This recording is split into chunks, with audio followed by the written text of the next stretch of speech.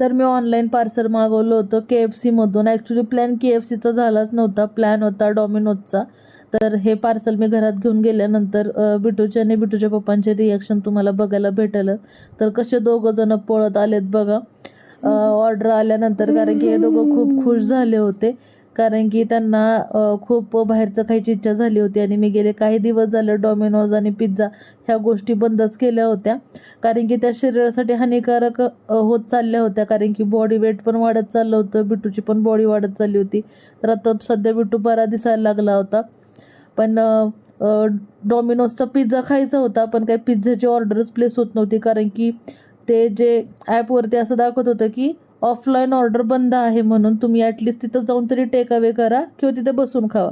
पण घरापासून खूप लांब असल्यामुळे मी थोडासा कंटाळाच केला जाण्यासाठी.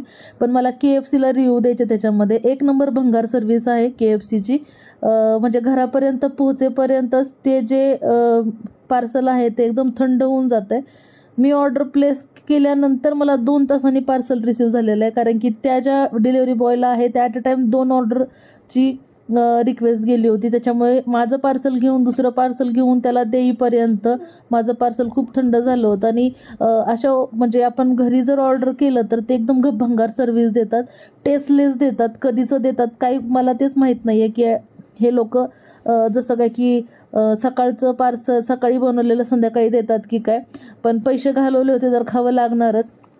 जो बर्गर होता त्या बर्गरला पण म्हणजे मी खोलून बघितलं तर म्हणजे एवढं ते छान वाटत पण नव्हतं, कारण की त्याच्यामध्ये जे टॉपिंग केलं होतं ना ते असं एकदम विचित्र दिसत होतं. पण तरी बिटूचे बाप्पा छान आहे छान आहे म्हणून खात होते, कारण की ते KFC होतं.